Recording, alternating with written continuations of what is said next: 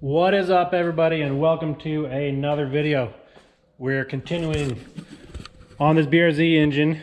The last video we got up to the timing cover put on.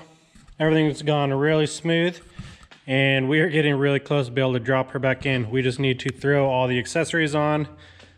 So we're going to do that, and in this video I do want to get it into the car, so we got a lot to do.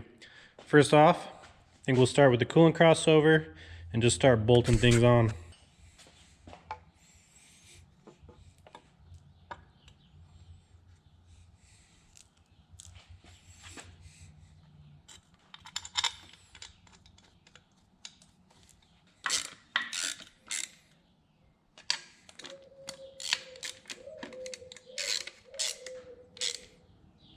So what's actually pretty cool about these engines is they are a dual injector.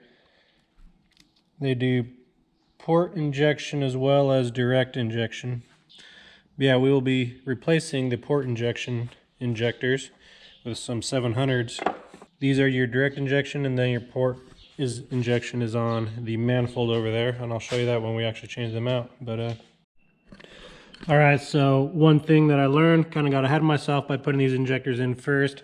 You cannot slip the rail onto the injectors while they're on, so I had to break it in half just by loosening this fitting. Not a big deal. And then you can put the sides in individually and then reconnect the line there.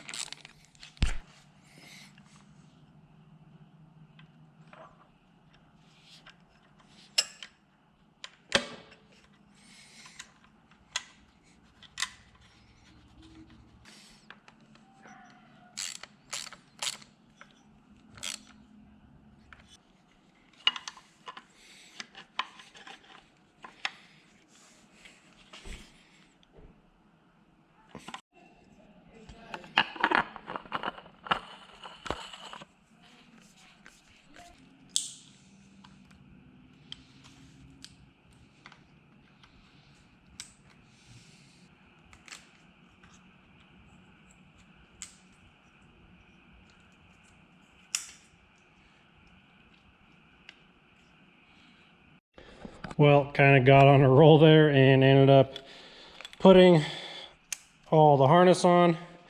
So everything that can be plugged in is plugged in. Obviously, once I get the intake manifold on, I can do the rest. But yeah, things are coming along. I'm gonna call it a night because I'm tired, and we will be putting on the intake manifold tomorrow.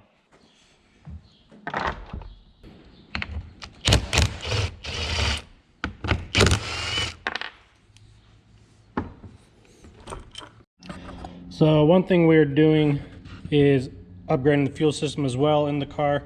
So we have these Deechworks 700. These will be good for the E85 with the amount of power that we will be pushing. These are pretty much a direct swap over, except for you do need these little adapter plugs that come with it. So figured while this is out, I'll do those now, make it easy on myself, and then I think we are ready to just slap this on.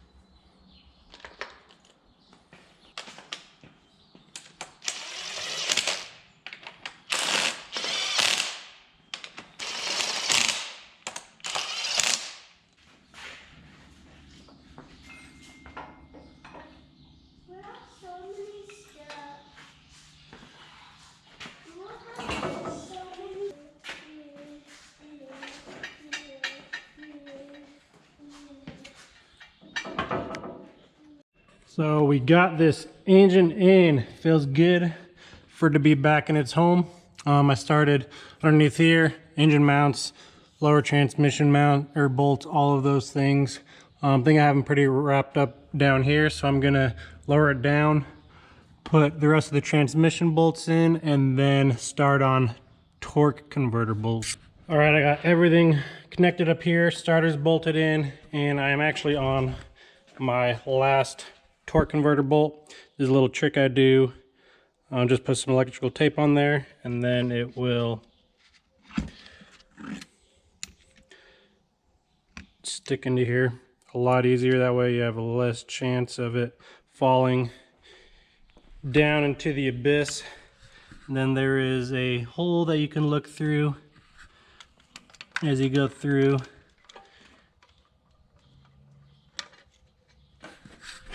As you can see there, that is where we're aiming for. But I have a peephole that I look right through here where I can see the hole. You have to rotate, obviously rotate the crank until it lines up there.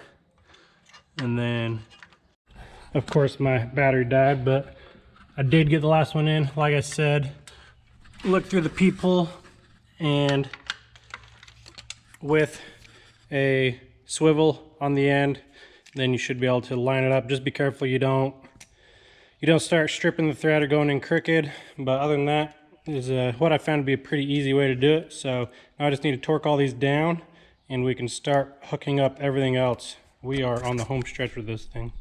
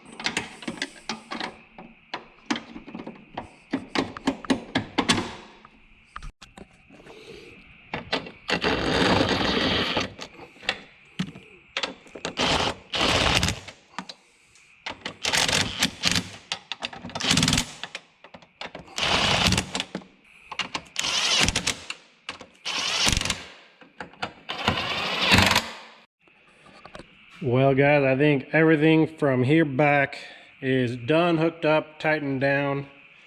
As far as I know, probably when I start it, we'll find something maybe unplugged or leaking, but as of now, she's good to go. And man, this strut brace it's a nice touch. Looks good in there. Then with the Cusco braces and the catch can, good looking engine bay. So really all we have left is to finish the front of the engine. So alternator, accessories, throw the supercharger on there, fans, exhaust, and we are almost ready to start her. Just need to get a tune from the tuner and we'll be good to go. So hopefully sometime this week, I'm thinking that we might be able to start this thing. Keep our fingers crossed. So we have everything accessory wise bolted back on. Kind of show you guys how the supercharger is mounted. They send you in the kit these studs that go into the AC compressor, and then it extends out the bolt for the alternator, and then it extends out this stud which goes to the timing cover bolt. So there's these three mounting places, and then I think this is an extra pulley, or actually what happens, it's probably relocated. Pulley usually goes there normally. You move it to here. But before we can throw the supercharger on, we need to change the pulley size. we are going to be upping the boost, and the only way to up the boost with a supercharger, because it is ran by the engine, is the pulley size. So here we have the pulley that was on it. We are changing it to this, so smaller pulley will spin faster and create more boost. So we just need to remove these Allens and we can slap the new one on.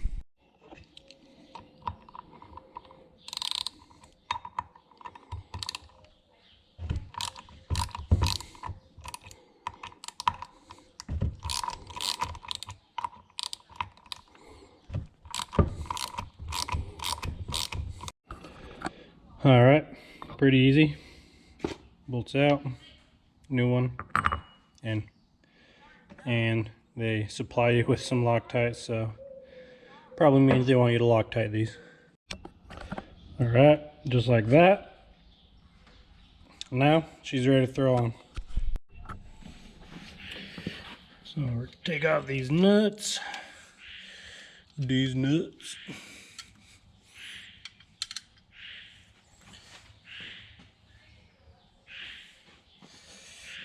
And the nice thing about this design is it just slides on like so.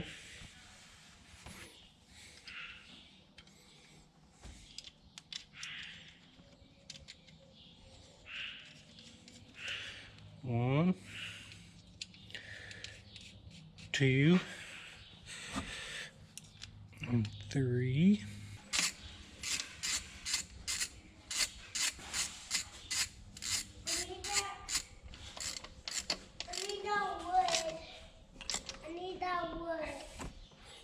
What wood? That wood.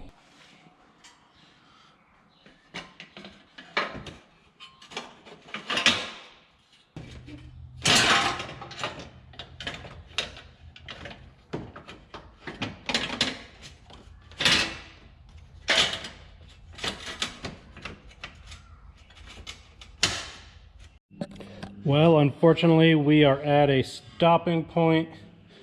Pretty much everything is hooked up on the front. Really just need the exhaust, water pump, and thermostat. I'm waiting for the gaskets for that. They'll be here in the morning, so I can do that, put the exhaust on, and then finish with the intake pipes and add fluid. We are getting really close.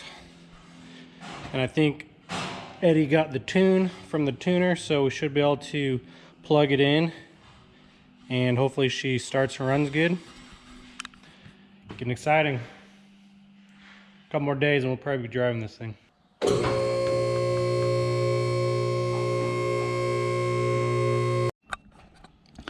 Well, the gaskets finally came in, have the water pump on now, thermostat in, all hooked up.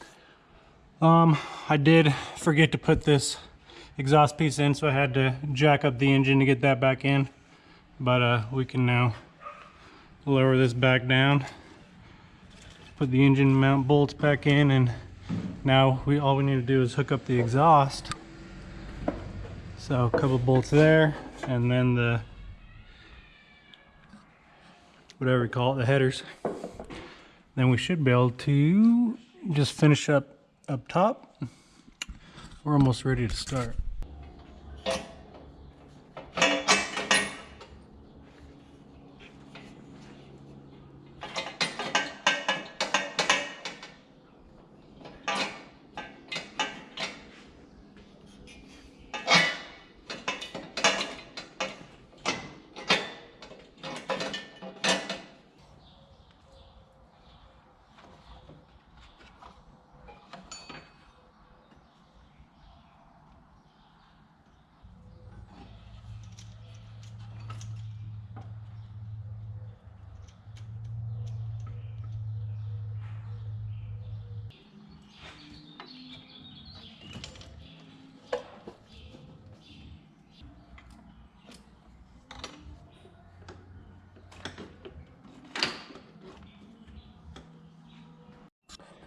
All right, we got a bunch of things wrapped up here.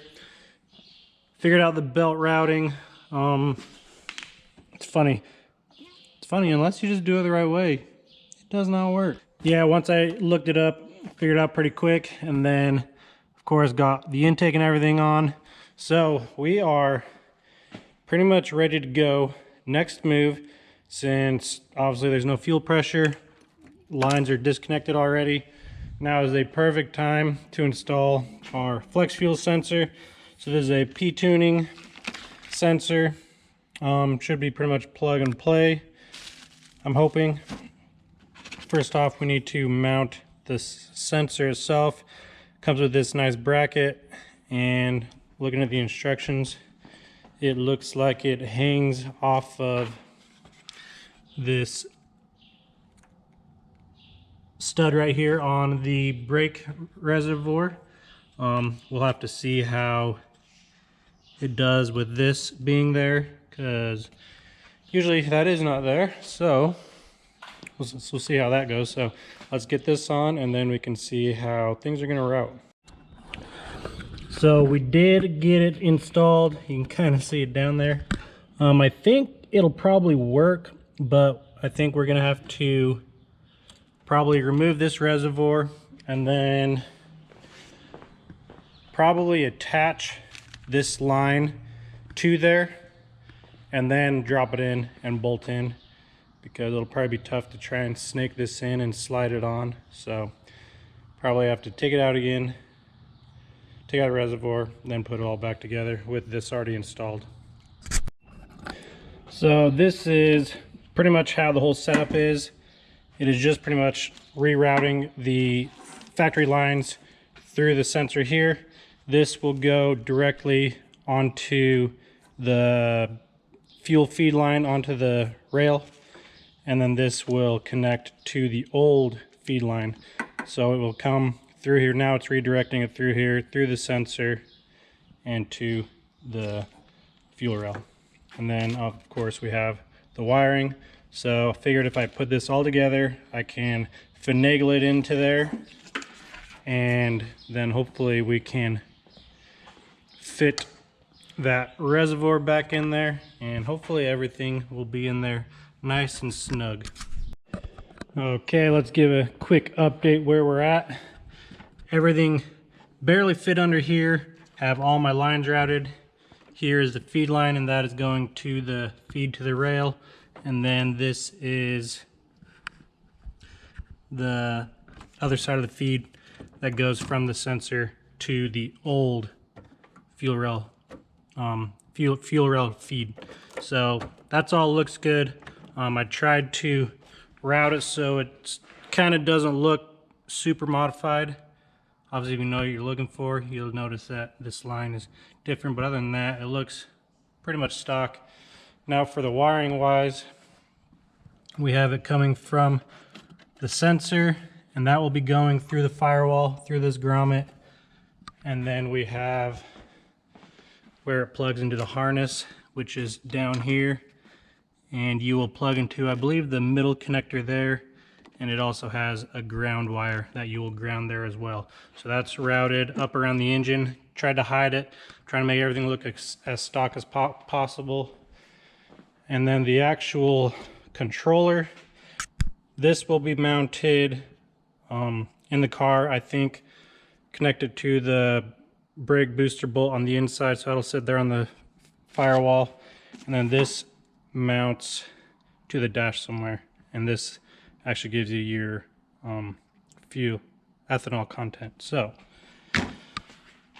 have pretty much the wiring done. I just need to look inside the car, trying to figure out how to do that on the lift. Gonna see if I can lift it up and maybe stand and see if I can reach under there, but I might have to get it off the lift, but I don't really want to do that. So I might wait till after we've started the car. But as long as I have everything ran, the fuel lines are connected, that's the main point. We're not running on flex fuel yet, so not a big deal. Just want to get everything ready so when it is time, we can just plug it all in and go. Well, we have these wires sitting right here, waiting to be plugged in. They don't need to be plugged in right now. Got the grommet all figured out. Everything, where's my light? there. Everything turned out really good and clean. So that is gonna look good. And then I did look inside the car, and I could somewhat get to it if I wanted to. You can see the wires sitting right there, but I'm just gonna wait until I have the car off the lift, and I don't really want to take the car off the lift till after we start it. So, display controller sitting right there, waiting. I'd say pretty much a wrap. All we need is fluids and a tune, and we should be able to start this thing. Probably gonna drain the fuel because it's been sitting for like 8 months, and California fuel is terrible. So I want to get rid of that because I don't want to do the first start on old nasty fuel. So I'll either drain it or see if I can pump it out. In theory, I should be able to just disconnect this feed line and I can pump it into a bucket. That'd be nice, but man, feels good to have her at this point. It's been a while since we saw her, but she's gonna be running soon. But I'm gonna end this one here. Next video, we will be starting and driving the car, so you don't want to miss that one. Thank you guys. Peace out.